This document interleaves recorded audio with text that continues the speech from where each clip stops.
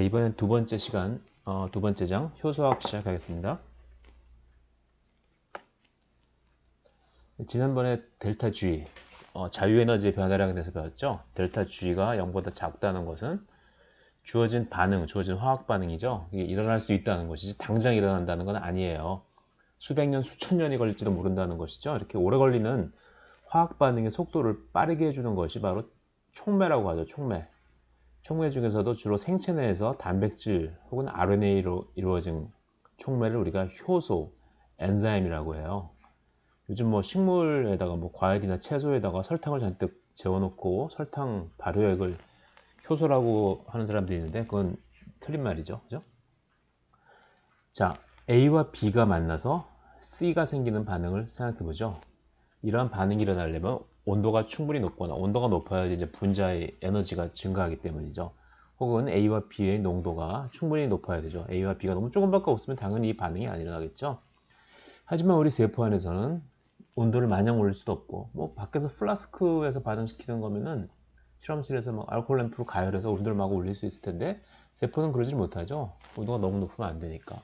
그리고 또 세포 내의 물질의 농도도 상당히 묽어요. 상당히 농도가 낮기 때문에 세포 내에서 화학 반응을 일으키게 하려면 효소의 도움이 필수적이죠. 절대로 효소의 도움 없이 일어나는 화학 반응이 없어요.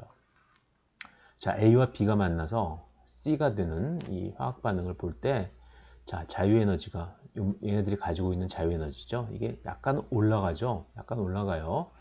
이게 여기까지가 우리 활성화 에너지라고 하죠. 활성화 에너지. 활성화 에너지. 반응물은 고난의 언덕을 넘어 자유에너지가 높은 일시적으로만 존재하는 전이 상태, 전이 상태, 트랜지션 스테이트라고 하죠. 이걸 거쳐야지만 생성물로 전환될 수 있다. 이 고난의 언덕이 바로 활성화 에너지이다. 뭔가 이렇게 안전한 형태로 최종 산물로 가려면은 이 약간 에너지가 더 그 자유에너지가 더 높고 자유에너지가 높다는 것은 분자 자체가 좀 더 불안한 상태죠. 이 상태를 거쳐야지만 안정된 생성물로 가게 되는 거죠. 그때 반응물과 생성물의 자유에너지 차이, 요만큼이 반응 전후의 자유에너지 차이, 델타 G죠. 이게 네가티브, 이 경우에는 줄어들었으니까 이 반응은 자발적으로 일어나는 반응이라고 할 수 있다는 거죠. 자, 그런데 효소가 하는 일은 뭐예요? 좀 전에 봤더니 고난의 언덕을 낮춰준다는 거죠. 활성화 에너지를 원래는 EA인데 E'A로 바꿔줘서 이만큼 줄여주는 거죠.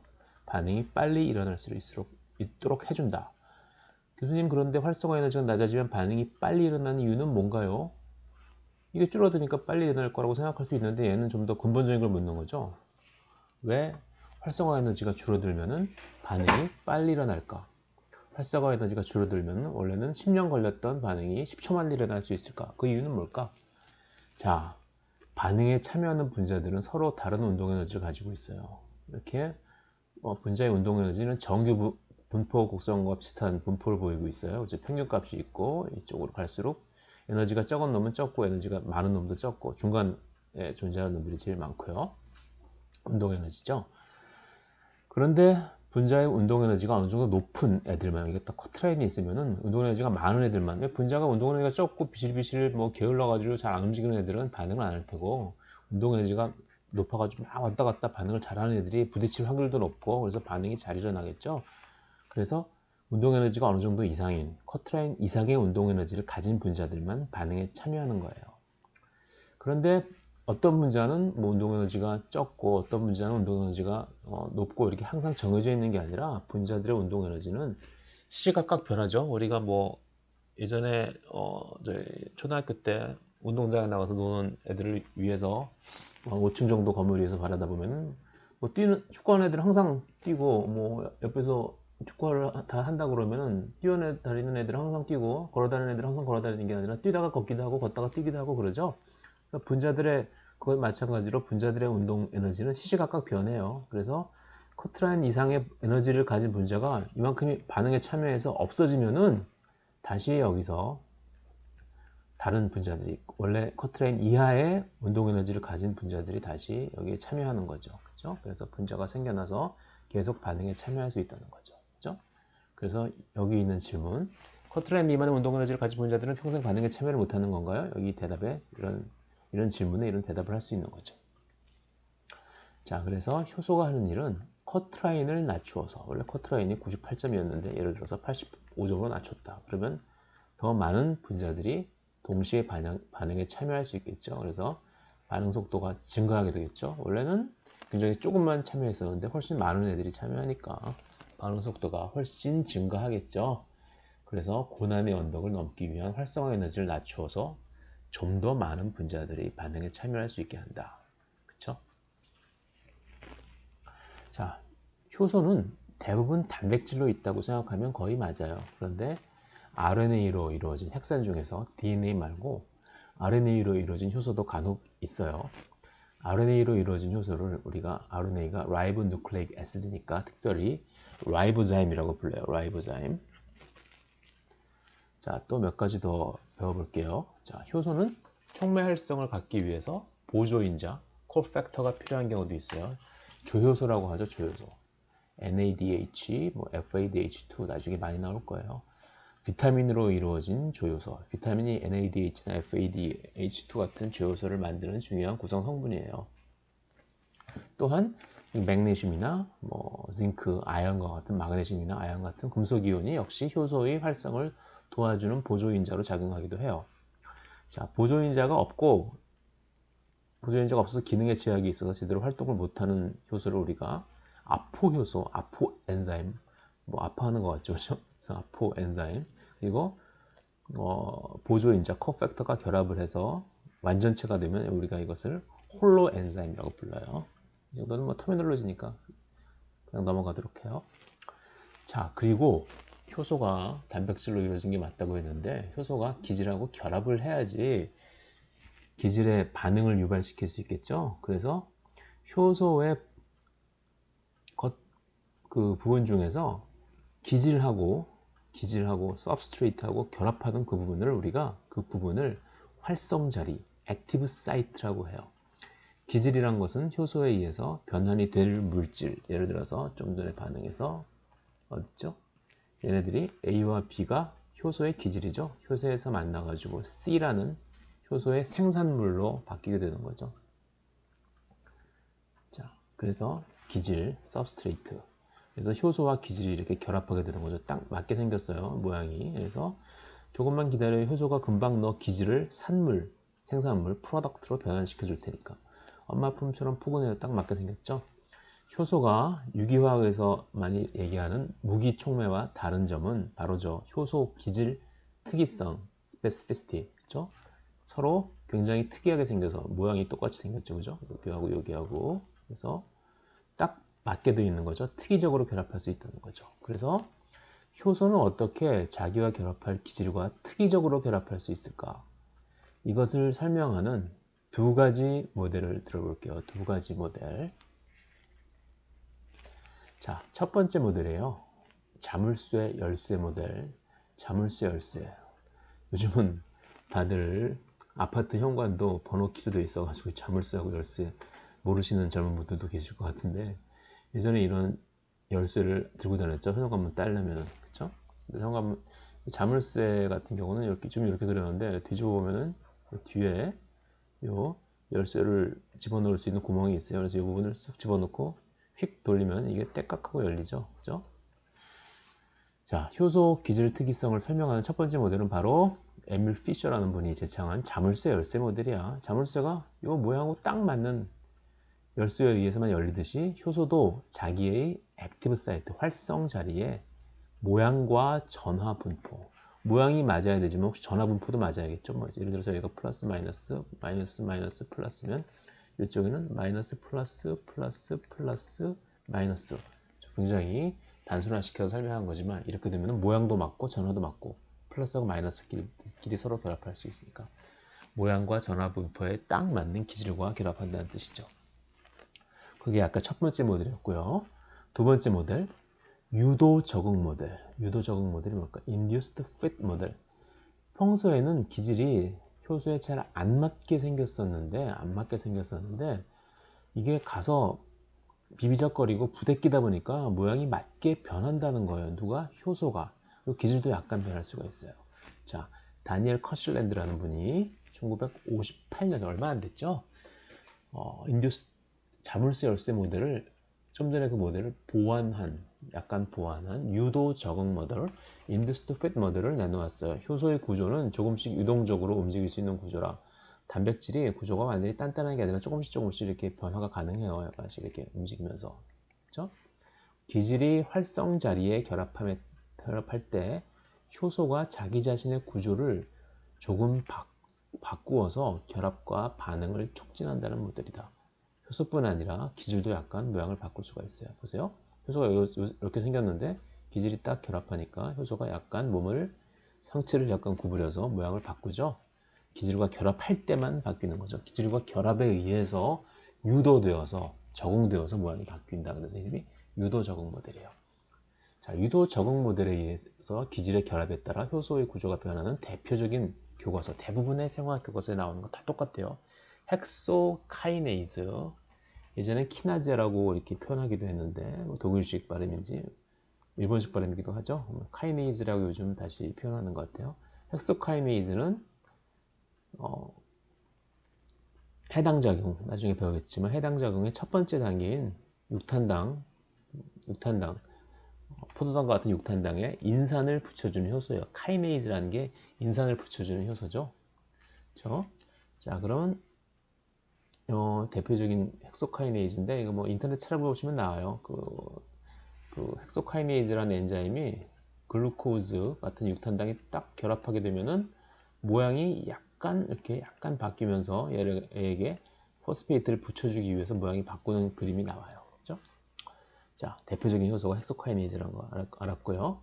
다음에는 이제 효소의 분류. 생명과학자의 특징은 예전에 박물학자, 곤충 채집해서 분류하고 그런 데서 시작했기 때문에 뭔가를 분류하고 싶어하는 원초적 본능이 있어요. 그래서 여러 가지 효소들을 우리 기능에 따라서 분류하도록 해보죠. 자, 효소의 분류. 첫 번째 카테고리 산화환원 효소, oxido reductase. oxidation은 산화작용, reduction은 환원작용. 자, 탈수소 효소와 산화 효소, oxidase 등이 여기에 속한다. 산화환원은 화학 시간에 배워서 아시겠지만 여러 가지로 정의가 가능하죠. 산소와 결합하는 것도 산화고, 전자나 수소 이온을 잃는 것도 산화죠. 그렇죠? 그래서 전자를 잃거나 전자를 얻거나 수소 이온을 얻으면 이것은 또 환원이죠. 그래서 전자나 수소 이온을 얻고 혹은 산소와 결합시키고, 그래서 여러 가지 기질들을 산화시켰다, 환원시켰다. 대개 하나의 효소가 역반응과 정반응과 역반응, 옥시데이션과 리덕션, 산화와 환원을 모두 다 촉매하기도 해요. 자, 산화와 환원 효소, 옥시도 리덕테이즈 첫 번째 분류 카테고리였고요. 두 번째 효소의 분류, 두 번째 전이 효소, 트랜스퍼레이즈, 트랜스퍼, 뭔가를 옮긴다는 거죠. 자, 보시면은 전이 효소 하나가 이쪽 기질, 초록색 기질이 가지고 있던 메틸기, CH3기를 쭉 뽑아가지고 얘한테, 여기 파란 애한테 옮겨주죠. 뭔가 화학기를 일부를, 분자의 일부, 메틸기, 아미노기, NH3, 카르복실기, COH기 이런 걸 갖다가 옮겨주는 거죠. 그렇죠? 옆에서 뺏어다가 다른 기질에게 옮겨주는 효소를 우리가 트랜스퍼레이즈 전이 효소라고 한다. 세 번째는 가수분해 효소. 화학물질들이 대부분 분해될 때 물 분자가 들어가면서 H2O가 들어가면서 여기를 쪼갤 때, 두 개를 쪼갤 때, 물 분자를 두 개를 쪼개서 이쪽에는 OH를 붙여주고 이쪽에는 H를 붙여주는 그런 반응을 많이 볼 수 있어요. 그걸 가수분해라고 하죠. 왜? 물이 들어가서 이게 쪼개지니까. 그래서 가수분해, 영어로는 하이드롤라이시스 반응이라고 하죠. 물이 들어가서 쪼개진다. 물 분자를 첨가하면서 다른 화학 결합을 자르는 반응을 촉매하는 효소를 가수분해 효소라고 한다. 아프지 않게 물칠해서 잘 잘라내라. 외우기 쉽게 한 말이죠. 물이 들어가야지 잘라진다는 거죠. 그런 모든 것들, 분자들이 잘라지는데 다 물이 필요한 게 아니라 생화학 반응에서 거의 대부분의 거대 분자들이 쪼개질 때는 물이 들어가는 경우가 많아요. 자, 네 번째는 분해 요소. 뭐가 다르냐? 가수분해 요소하고 분해 요소하고. 가수분해 요소는 물이 들어가면서 잘라지는 거고, 분해 요소는 물 분자가 들어가지 않으면서 잘라지는 거. 물 분자가 관여하지 않는 거. 물 분자를 첨가하는 과정 없이 특정 분자 그룹을 제거하는 반응을 촉매한다. 거추정스러운 카르복실기 좀 떼어주세요. 그죠? 대개 이 경우에는 기질 분자 안에 전자 재배치. 얘가 떨어지고 나니까 이 결합하고 있다는 게 뭐예요? 결국 전자를 갖다가 공유하고 있다는 거죠. 여기서 전자가 뭐 일로 가든 떨어져 나가니까 이 안에서 전자 재배치. 여기서 공유 결합을 하고 있던 전자가 딴 데로 가게 되죠. 그래서 전자 재배치가 일어나게 되고 또한 분해 효소의 역반응으로 특정 분자 그룹을 갖다 붙이는 반응도 라이에이즈라는 분해 효소가 촉매하기도 해요. 가수 분해 효소와 분해 효소, 하이드로레이즈와 라이에이즈는 헷갈리기 쉬우니 얘를 찾아서 잘 공부해보자. 요즘 인터넷이 발달해서 여러분들이 얼마든지 쉽게 공부할 수 있죠. 예를 들어서 이 반응은 분해 효소, 라이에이즈에서 촉매된다. 자, 이거 해당 작용이 끝나고 나서 자, TCA 사이클에 들어가기 위해서 첫 번째 그 반응인데요. 피루브산이라는 해당 작용의 산물이 이 부분이 떨어져 나가는 거예요. 분해 효소에 의해서 촉매된다. 이 효소의 이름은 피루브산 탈탄산 효소. 앞에 DE가 붙으면 뭐를 떼어낸다 그런 의미죠. 제거한다. 카르복실레이즈. 카르복실 그룹을 떼어낸다. 뭘로? CO2의 형태로. 자, 다섯 번째 카테고리는 이성질화 효소예요. 이성질화. 이성질체를 우리가 아이소모라고 하죠. 이성질화 효소. 하나의 기질을 그 기질의 이성질체로 만든다. 문자 그대로 이성질체를 만드는 효소죠. 이 머리 위에 팔이 달려가지고 굉장히 불편하게 생겼죠. 그래서 얘를 잘라다가 원래 다리가 있을 위치에 붙여준다. 이성질체를 만들어주는 거죠. 이런 식으로 한 분자에서 분자단의 재조합을 이루도록 해주는 효소를 우리가 이성질화 효소라고 불러요. 그리고 여섯 번째는 연결 효소 라이게이즈. 두 분자를 연결시켜서 하나의 분자로 만드는 반응을 촉매하는 효소이다. 카르복실화 효소, 카르복실레이즈는 뭘까? 카르복실 그룹을 갖다 붙이는 거죠. 그리고 합성 효소, 신테테이즈 등이 여기에 속한다. 두 개를 갖다 붙이는 거죠. 자, 지금까지 효소 6가지 종류, 구별 카테고리에 대해서 알아봤어요. 자, 이제 효소학의 꽃이라고 할 수 있는 꽃, 엔지몰로지의 꽃, 효소학의 꽃이라고 할 수 있는 뭐죠? 효소 반응 속도론, 자, Vmax, 뭐 Km 이런 것들 많이 들어보셨을 거예요. 이것에 대해서 공부를 해보도록 할게요. 그거 들어가기 전에 몇 가지만 더 빼뜨린 걸 마무리할게요. 모든 효소는 최적 온도와 최적 pH를 가지고 있는 거 알고 있죠? 우리 위 안에도 많은 효소가 있어요. 근데 위는 위산 때문에 pH가 굉장히 낮죠. 수소이온이 굉장히 많죠. pH 2.0 정도. 산성인 위 안에서 작용하는 펩신은 pH 2.0 정도가 최적 pH고 우리 소장은 중성이에요. 작은 창장. 거기서 작용하는 소화효소인 트립신은 pH 8.0 정도가 약 알칼리성이 최적 pH죠. 또한 인간 같은 항온동물이 가지고 있는 효소들의 최적 온도는 체온인 37도씨이고 온천같이 뜨거운 곳에 사는 이런 데서 사는 박테리아들이 있죠. 그런 효소는 최적 온도가 75도 정도씩 되는 그런 효소도 있어요. 그래서 겨울에 추운 데서 자다가 얼어 죽는 이유가 체온이 우리 몸 안 효소들의 최적 온도보다 떨어져서 효소들이 작용을 못해서 그러는 거예요.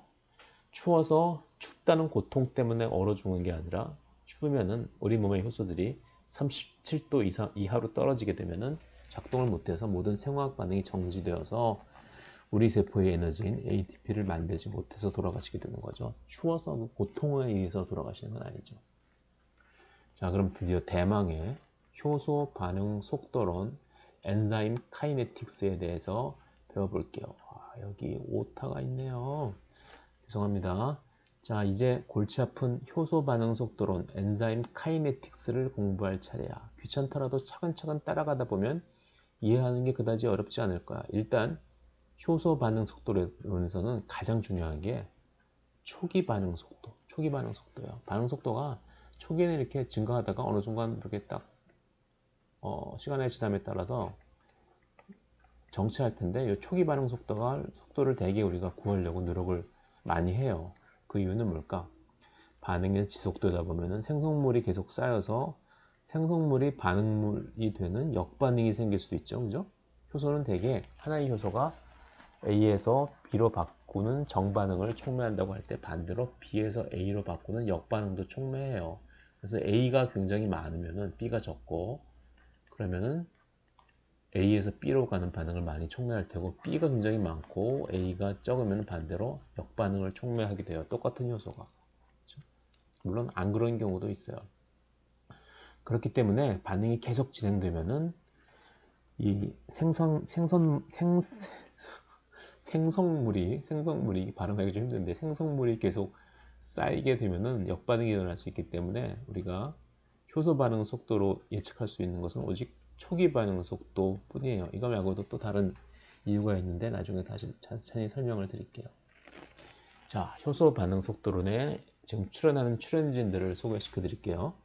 자, 기질, substrate, 그래서 S라는 글자를 달고 있어요. 파란색. 그리고 여기 효소, 엔자임, 초록색. 그리고 S가 기질이 효소에 의해서 변화되어서 생기는 프로덕트, 생성물. 굉장히 다르게 생겼죠. 어쨌든 이 생성물은 기질이 변화해서 생기는 거예요.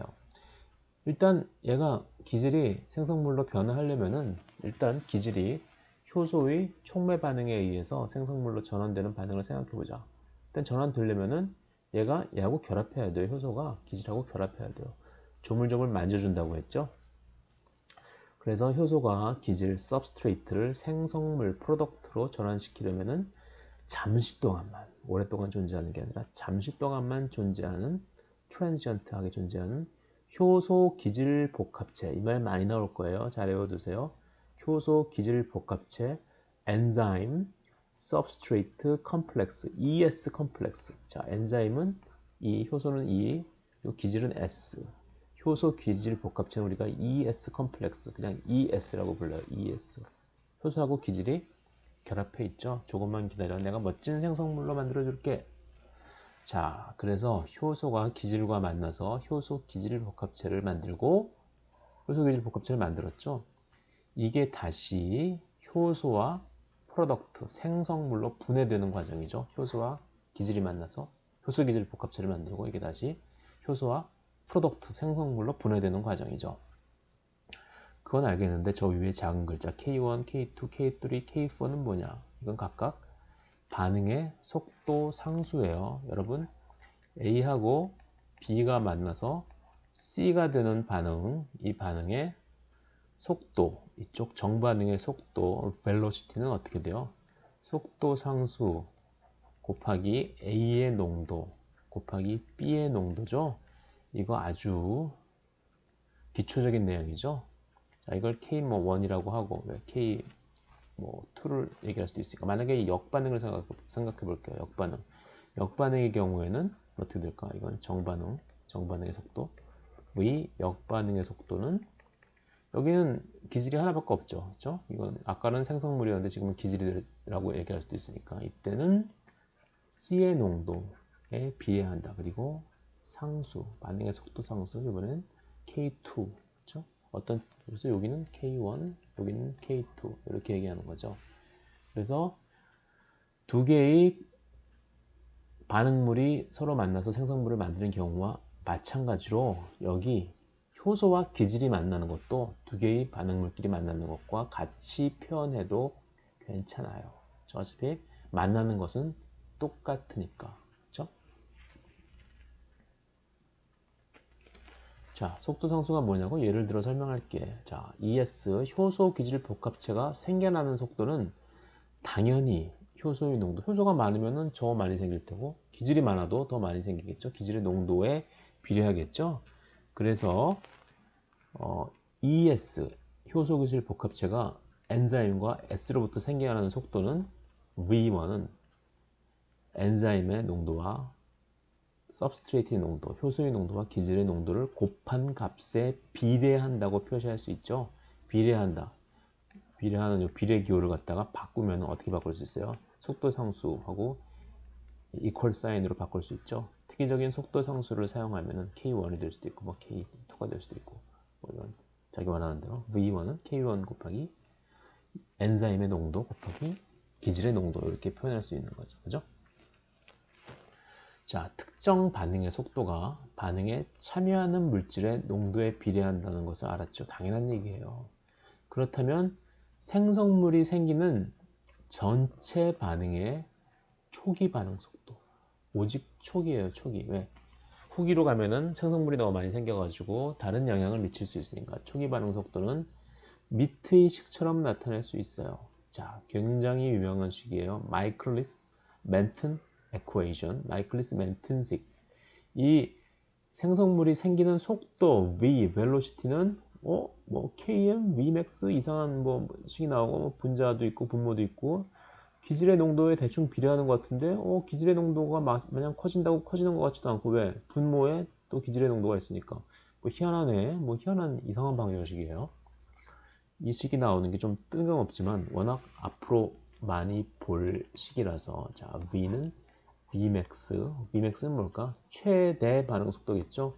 곱하기 기질의 농도 over 영어식으로는 분자를 먼저 얘기하죠. over 분모에 있는 것들 km 뭔지 모르겠죠. 아직은 이게 안 나왔어요. 더하기 기질의 농도. 자 얘는 대충 본 거면 이 글씨만 봐도 알 것 같죠?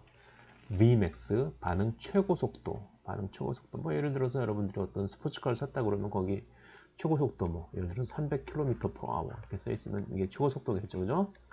이론적으로 낼 수 있는 최고 속도예요, 그죠? 물론 아무도 그 속도로 달리는 뭐 그런 사람들도 간혹 있겠지만.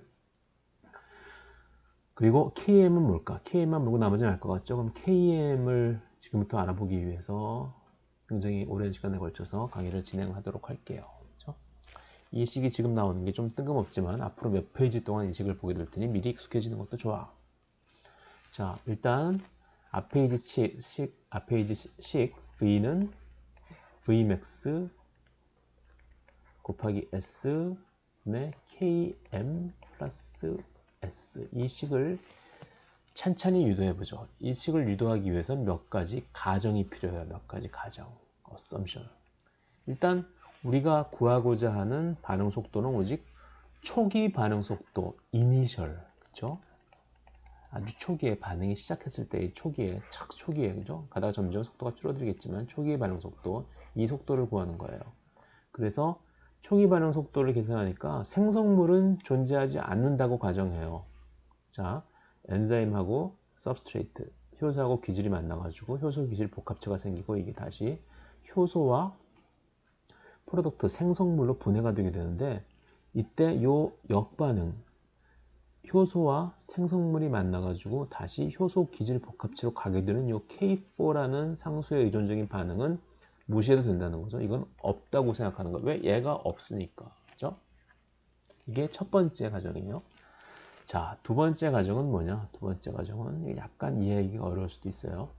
반응이 진행되는 동안 무슨 반응? 효소 반응이 진행되는 동안 ES, 효소 기질 복합체의 양은 평형을 이룬다. 효소 기질 복합체가 뭐 갑자기 처음엔 어느 정도 효소 기질 복합체가 처음엔 반응이 시작할 때는 없다가 점점 많아지겠죠. 점점 많아지다가 효소 기질 복합체가 뭐 새로 생기는 것도 있고 효소하고 기질하고 결합해서 ES 컴플렉스가 새로 생길 수도 있고 얘가 효소하고 생성물로 떨어질 수도 있고 새로 생기고 없어지고 새로 생기고 없어지고 새로 생기고 없어지고 그러겠죠.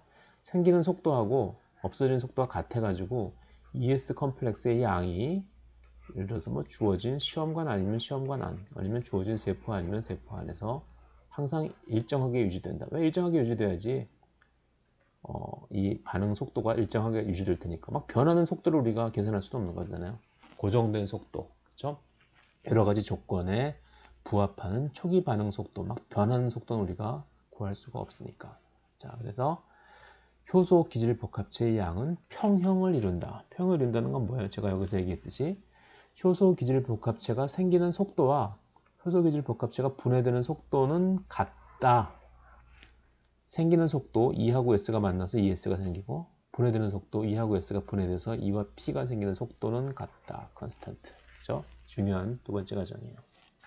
자, 세 번째 가정. 이것도 재밌는 가정인데 효소는 촉매이기 때문에 캐탈리스트이기 때문에 반응이 진행되는 동안 소모되지 않아요. 예를 들어서 고전적인 화학 반응을 생각해 볼까요? A와 B가 만나서 C가 되는 경우 일단 C가 생기기 위해서는 A도 없어져야 되고 B도 없어져야 되죠.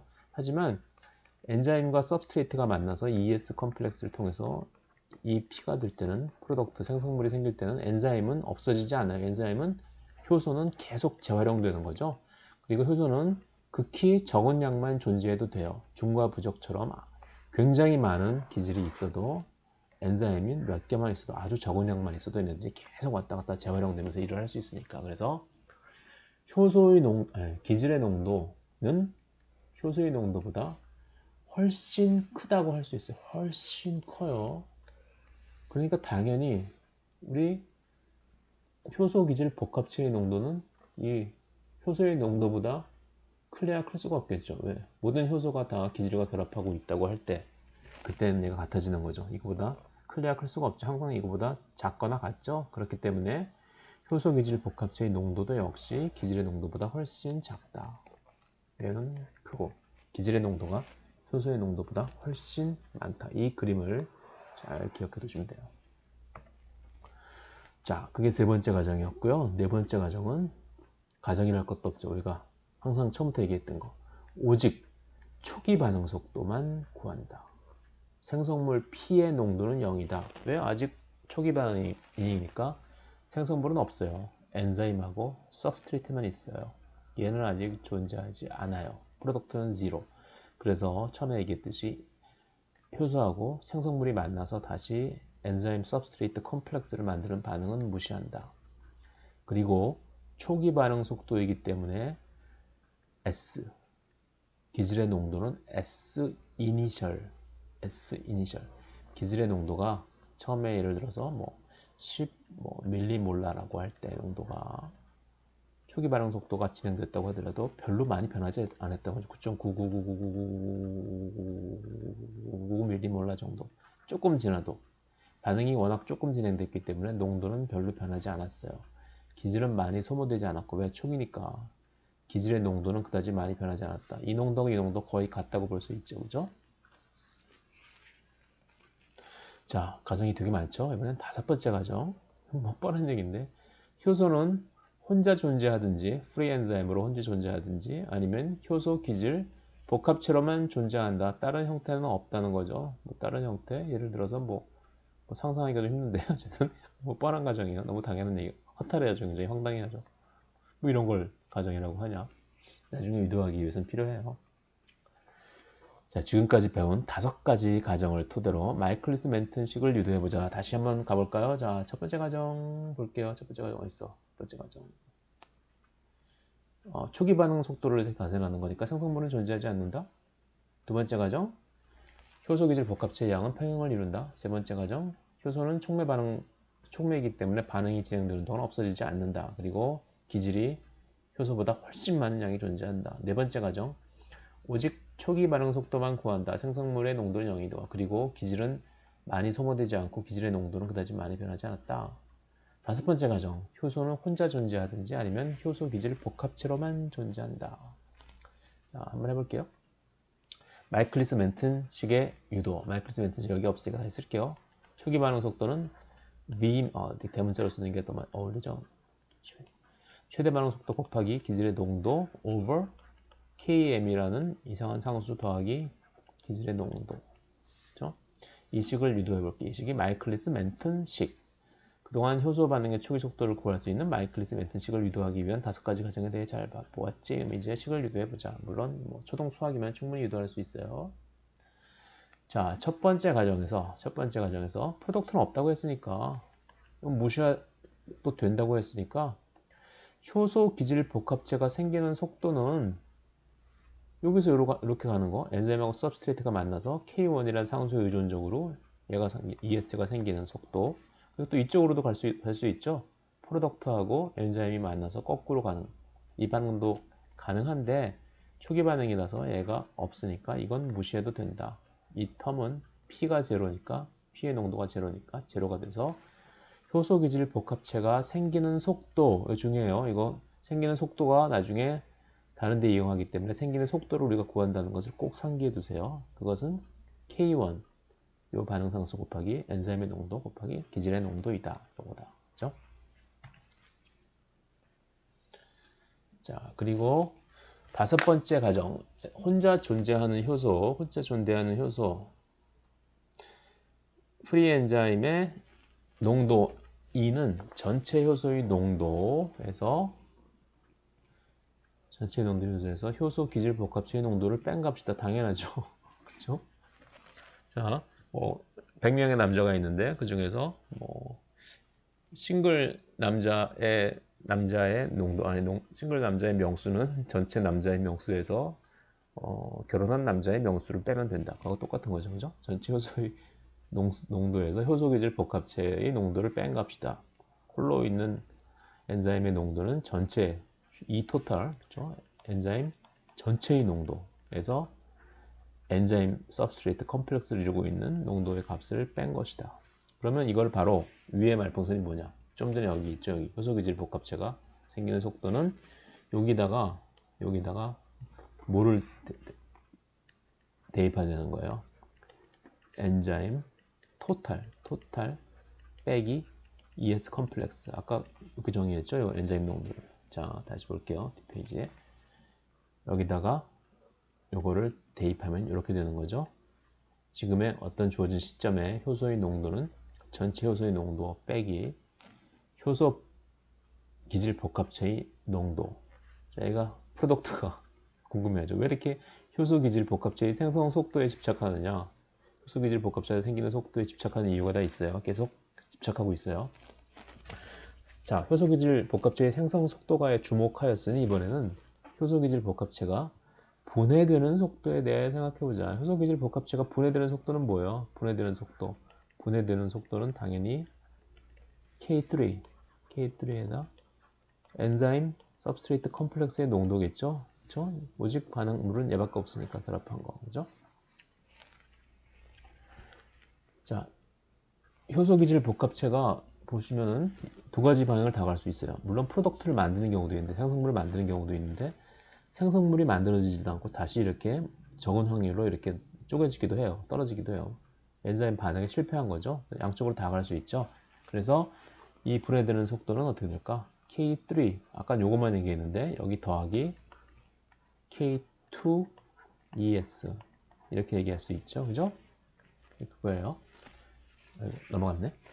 자, 효소기질 복합체가 분해되는 속도는 여기서 보듯이 다시 엔자임하고 서브스트레이트로 반응이 실패해서 분해되는 속도 더하기 성공적으로 프로덕트를 만들어서 분해되는 속도이다. 정리하면은 효소기질 복합체가 분해되는 속도는 K2, 아까 얘기했던 거 K3. 뭐 인수분해하면은 이렇게 되죠. K2 더하기 K3 가로 열고 가로 닫고 엔자임 서브스트레이트 컴플렉스의 농도. 자, 그래서 지금까지 뭘 했냐? 중요한 얘기를 하고 있어요. 효소기질 복합체가 생기는 속도와 분해되는 속도를 구한 이유는 뭘까? 자, 다시 앞으로 넘어가 볼게요. 우리가 가정 중에서 뭐가 있었죠? 효소기질 복합체가 생기는 속도와 효소기질 복합체가 분해되는 속도는 같다. 언제? 반응이 평형을 이룰 때가 중요하다는 거랬으니까 오직 평형을 구할 때만 속도가 일정해져서 우리가 오직 그때의 속도만 구할 수 있으니까. 그죠? 자, 여기 나와 있죠? 두 번째 가정. 반응이 진행되는 동안 효소기질 복합체의 양은 평형을 이룬다. 즉, 효소기질 복합체가 생기는 속도와 효소기질 복합체가 분해되는 속도, 두 속도는 같다. 그래서 좀 전까지 구했던 거, 효소기질 복합체가 생기는 속도 1번하고 효소기질 복합체가 분해되는 속도 2번, 이걸 같다고 놓으면 돼요. 아까 효소기질 복합체가 생기는 속도 이렇게 봤죠? 이렇게 봤죠? 그리고 분해되는 속도 바로 좀 전에 했으니까 기억나죠? 벌써 잊어버리면 안 돼요. 자, 여기서 상수가 어느 거예요? 상수 요거. 나머지는 다 변수죠?